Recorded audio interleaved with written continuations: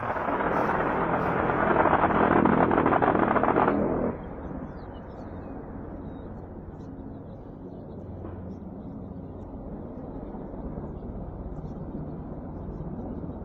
22 de febrero del 2026, lo que para muchos solo era un sueño, algo impensable, se hizo realidad. Y es que desde muy temprano en la mañana, canales de Telegram, así como noticieros, se hacían ecos de bloqueos masivos y quema de vehículos en todo Jalisco. Esto derivado de un operativo en hasta ahora una desconocida región de Jalisco, Tapalpa. Y mientras este operativo se llevaba a cabo, los primeros rumores sobre la caída del mayor capo del narcotráfico, el más buscado por México y Estados Unidos, por el cual se ofrecían 15 millones de dólares, se hicieron realidad. En este operativo federal, Nemesio Ceguera Cervantes, alias El Mencho, habría sido abatido. Lo que nadie esperaba sería el nivel de violencia con el cual el cártel Jalisco Nueva Generación respondería a la muerte de su líder y fundador. Por eso quiero que me acompañes en esta pequeña cronología para descubrir cómo fue el domingo en el que el Mencho fue abatido.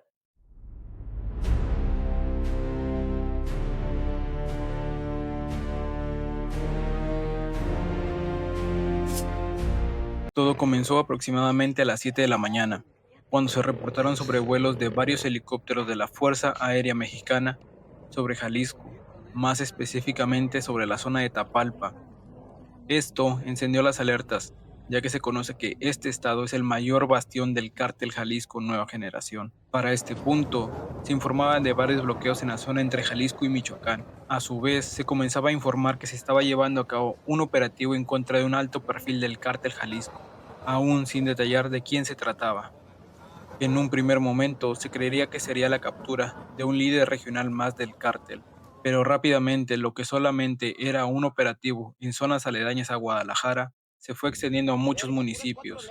Mientras tanto, los primeros videos del operativo comenzaban a llegar por medio de canales de Telegram.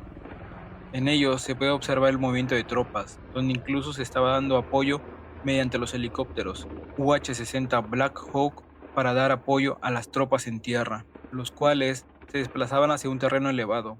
Mientras tanto, la respuesta por parte del cártel Jalisco Nueva Generación seguía aumentando, incluso se hacía difícil identificar dónde era cada video. Mientras este operativo se llevaba a cabo, la respuesta por parte del cártel Jalisco Nueva Generación seguía aumentando: quema de vehículos, quema de negocios, enfrentamientos con las fuerzas federales, tanto que se hacía difícil identificar de dónde era cada video o foto que llegaba a través de los canales de Telegram. Esto debido a la gran cantidad de municipios que se estaban viendo afectados por este operativo. Para las 10 de la mañana, así lucía Google Maps, con bloqueos en la carretera número 15 y la carretera número 54, mejor conocidas como la autopista Tepic-Mazatlán y la carretera a Colima. Para este momento se desconocía por qué tanta violencia por parte del cártel Jalisco Nueva Generación, pero lo que se empezaba a reportar es que los bloqueos se estaban extendiendo a diversos estados de la República. En Tamaulipas, por ejemplo, se comenzaron a ver bloqueos en Reynosa, donde se bloquearon calles con camiones de carga, así como diversos artículos, incluidos ponchallantas. Para las 10:15 se contabilizaban al menos 21 bloqueos en diferentes vías de Michoacán y Jalisco, entre bloqueos y quema de vehículos. Cabe destacar que para este momento aún no se conocía que el principal objetivo era el líder y fundador del cártel Jalisco, sino que se manejaba como un perfil de alto rango dentro del cártel Jalisco Nueva Generación. El uso de helicópteros por parte de las fuerzas federales fue extenso durante todo el operativo, lo cual impidió que los refuerzos cercanos a Tapalpa del cártel Jalisco Nueva Generación pudieran acercarse a ayudar a este líder regional, quien seguía combatiendo para este momento. Para las 11:15 de la mañana, las primeras noticias empezaron a correr como la pólvora, ya que para este momento se contaba con los primeros reportes de grandes medios, así como diversos canales de Telegram, que el objetivo de este operativo era ni más ni menos que el propio líder del cártel Jalisco Nueva Generación. Y ya para este momento se reportaba que había sido abatido, según lo informado por diversos medios. Con esta revelación, la reacción del cártel Jalisco no hizo más que aumentar, ya que no solamente se empezaron a reportar bloqueos en Jalisco, Michoacán y Tamaulipas, sino que comenzaron a verse bloqueos en la vía Tecate-Tijuana, en Baja California, así como en Veracruz, y en diversos puntos más que no pudieron ser identificados en ese momento. Lo que era un operativo local se estaba convirtiendo en una muestra de la capacidad de movilización y despliegue del cártel Jalisco en contra del Estado mexicano. Para las 12 del mediodía, la gente empezó a entrar en pánico. Con bloqueos masivos y los enfrentamientos entre sicarios y fuerzas federales, el aeropuerto de Puerto Vallarta comenzó a ser resguardado por fuerzas federales, lo que provocó pánico entre los civiles que allí se encontraban, causando avalanchas de personas. Para este momento, los primeros enfrentamientos entre fuerzas federales, estatales y sicarios del cártel Jalisco no se hicieron esperar. En La Piedad, Michoacán, efectivos de la policía estatal abatieron a 3 sicarios del cártel Jalisco. Mas, sin embargo, resultaron heridos 3 miembros de esta misma corporación.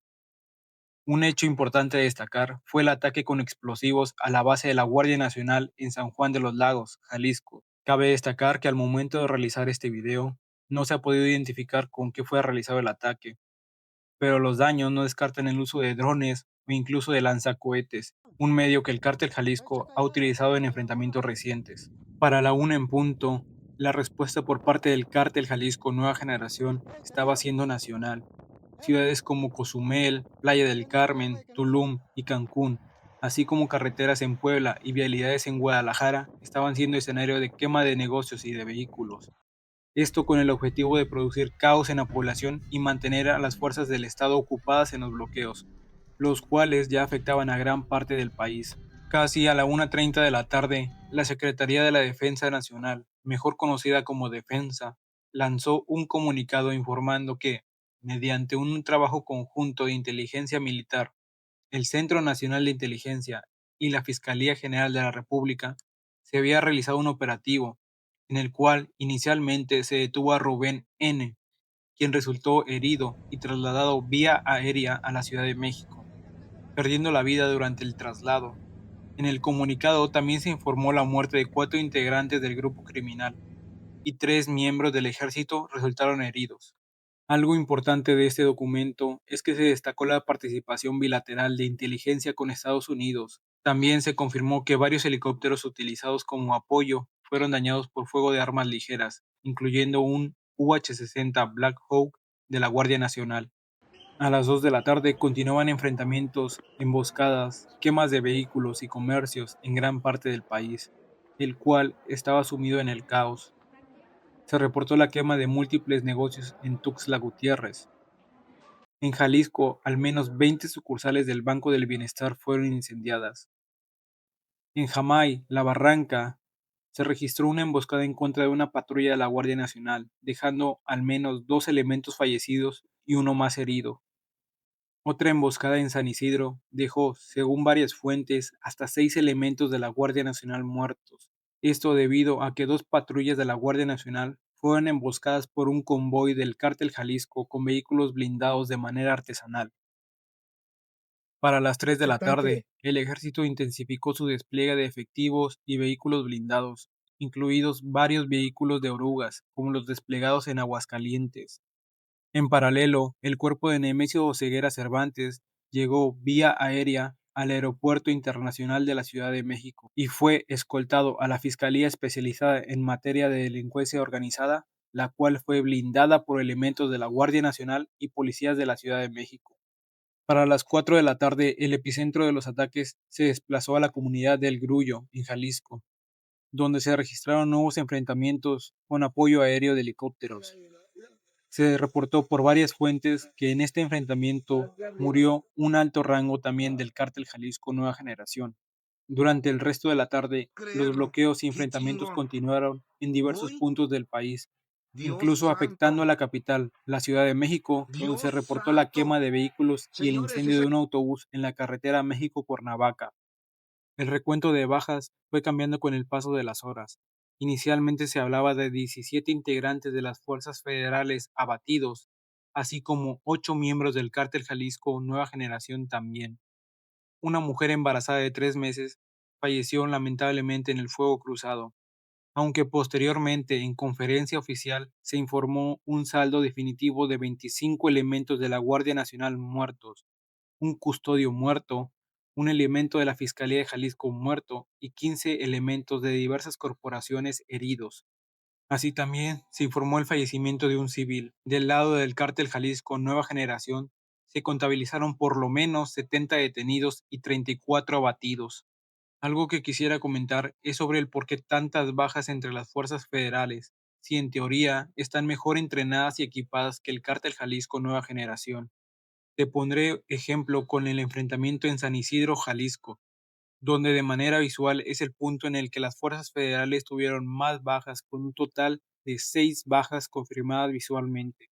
Y es que en las últimas horas se ha filtrado más detalles sobre esta emboscada, donde más allá de las versiones o las especulaciones que podamos realizar, lo que fue evidente y decisivo en ese momento fue el factor sorpresa, la planeación y la superioridad táctica que jugaron a favor del cártel Jalisco en ese momento. Algo también importante y que tenemos confirmación visual es que el cártel Jalisco ha estado reclutando a fuerzas especiales del ejército de Guatemala, esto con el fin de recibir entrenamiento y especialización para realizar este tipo de emboscadas. También hay que recordar que para esta emboscada en particular se utilizaron vehículos blindados de manera artesanal. Mientras tanto, los elementos de la Guardia Nacional se trasladaban en camionetas doble cabina tipo pick-up como las Chevrolet Cheyenne o Silverado. Esa diferencia en la protección y potencia de fuego fue la que pudo inclinar la balanza a que en cuestión de segundos 6 elementos de la Guardia Nacional perdieran la vida. Además, en una emboscada bien ejecutada, el primer golpe suele ser determinante. Cuando un convoy es interceptado sin margen de reacción, incluso las tropas mejor capacitadas pueden quedar en desventaja, como en este caso, que la combinación del blindaje, el armamento, la coordinación y la sorpresa resultaron devastadoras para los elementos de la Guardia Nacional que perdieron la vida lamentablemente. Esto no necesariamente habla de una falta de preparación por parte de los elementos federales, sino la complejidad del terreno y el contexto, así como las amenazas que enfrentan día a día. Lo ocurrido en San Isidro refleja lo bien organizado y estructurado, así como también el entrenamiento que reciben por parte de fuerzas especiales, miembros del Cártel Jalisco Nueva Generación, lo cual es realmente preocupante. Para finalizar, más allá de las cifras, el nombre y los despliegues militares, lo que ocurrió este 22 de febrero deja una lección importante. Y es que cuando el Estado golpea al crimen organizado, este siempre tiene una reacción brutal y desmedida. Pero en medio de todo esto, quienes siempre terminan pagando el precio más alto son los civiles, Está bien personas bajito. que iban al aeropuerto, familias que estaban en tiendas, conductores atrapados en carreteras, trabajadores que simplemente intentaban cumplir con su jornada laboral. También, cuando hablamos de este tipo de hechos, casi siempre nos centramos en el líder abatido, en el despliegue militar, en los bloqueos o la magnitud de la violencia. Pero algo que suele perderse muy rápido son los soldados que murieron ese día. Detrás de cada elemento fallecido había un hijo, un esposo, un padre, un hermano, los cuales confiaban que volverían al final de su turno, que estarían una vez más con su familia. Muchos de esos elementos de la Guardia Nacional y el Ejército salieron esa mañana con la convicción de cumplir su trabajo, como todos los días. Lo que no se esperaban es que se enfrentaban a un enemigo armado, Son narcos, organizado loco, y son dispuesto a narcos. todo. Por Mamá son último, narcos. es momento de dejar de romantizar a los cárteles. No son benefactores, no son héroes, no son protectores del pueblo. Son organizaciones criminales que utilizan el terror como herramienta de presión. Cuando pierden poder o alguno de sus líderes es abatido, responden incendiando ciudades, atacando instituciones y sembrando el miedo, sin importarles quién o qué quede en el medio. Y aunque de vez en cuando los cárteles regalen despensas o juguetes, lo que sucedió el día 22 de febrero debe de verse como una advertencia clara de lo que son capaces los cárteles con tal de seguir manteniendo su poder. Eh, aprovecho primero para dar el pésame a las familias de nuestros compañeros que perdieron la vida.